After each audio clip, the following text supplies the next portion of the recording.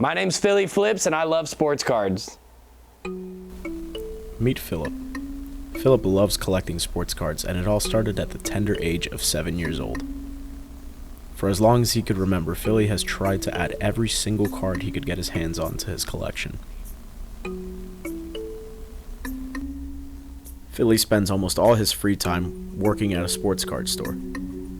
He loves what he does at work, and he loves the hobby, but there are some people in Philly's life that think Philly takes his love of sports cards too far.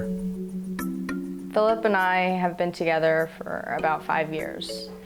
Ever since I've met him and known him, sports cards have been his main priority. It's quite obsessive and extreme.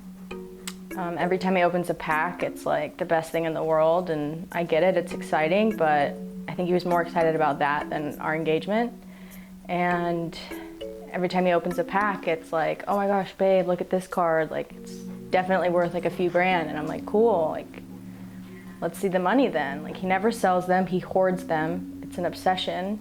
And I'm worried. He's always on his phone, no matter what we're doing. It's more important. He's watching live breaks, he's looking on eBay for prices or comps, but he never sells anything. It's an actual obsession, and it's annoying, and I'm over it. It's taking over our whole lives. Okay. Babe, will you clean this stuff up? I'm gonna go put on like a jacket. 'Cause I'm chilly. Yeah, I can clean it up. Okay. And then just stir this, but like clean all this up. This is like ridiculous. All right, yeah, I got you. I'm sorry. Okay. All right, I'll be back.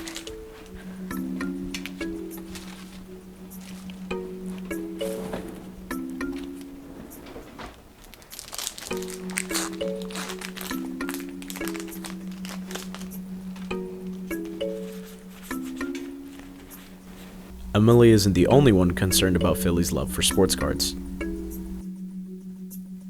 I've known Philip for well over a year now, and he's been working with Pullwax just as long. Philly's love for sports cards is incredible, but I think he's taken it too far. Since he started, I've only paid him about $200, and I've paid him over 20 times that in sports cards. He does not accept money. He only works for cards, and he is addicted to opening them. So I see a problem, and we need to find a solution immediately.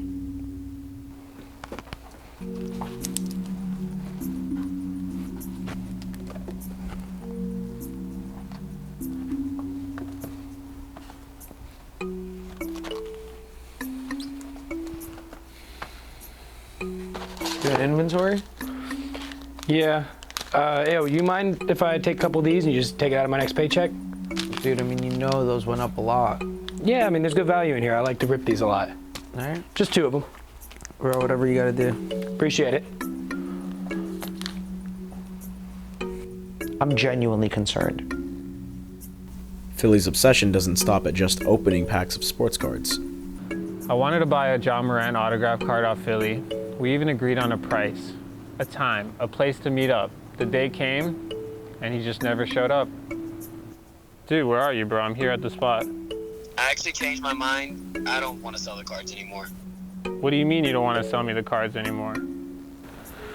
Dude, this fucking guy, bro. It's not the first time he's done it either. He's done the same thing about 5 times now. Philip has one of the most extreme addictions to sports cards I've ever seen in my 23 years of experience.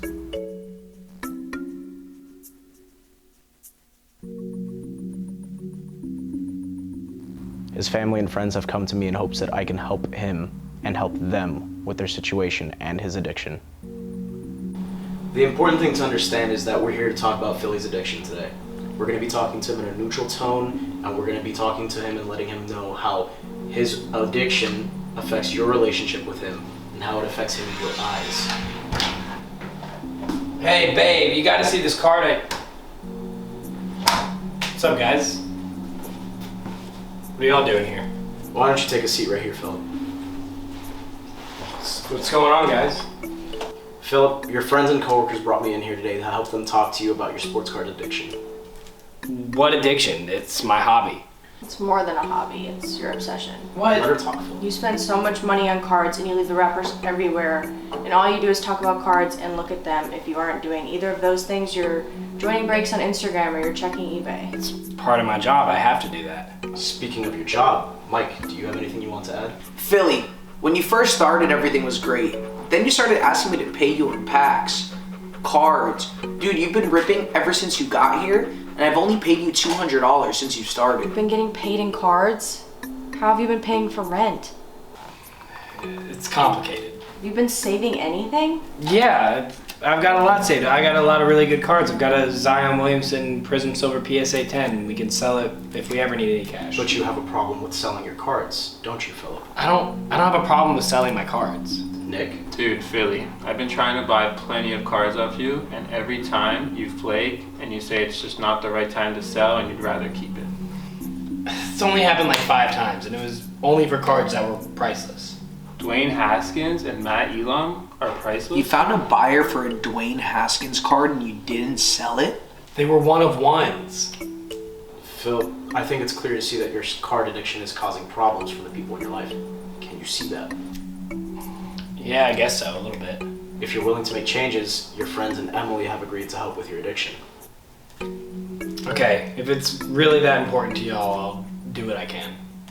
Great. It's a simple request, really. You're not allowed to buy any more cards for yourself until you sell at least half of your collection. And you can only be paid in cash from your job from here on. Is this something you can agree to? Yeah, I think I can manage that. Great, then our job here is done.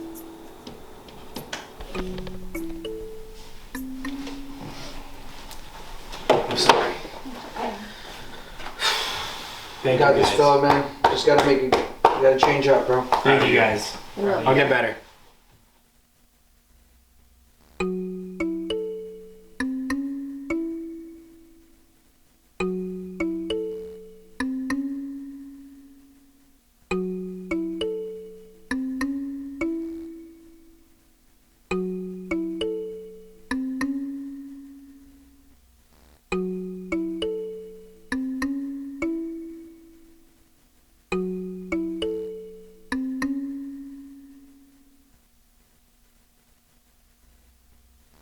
This motherfucker again. Jesus.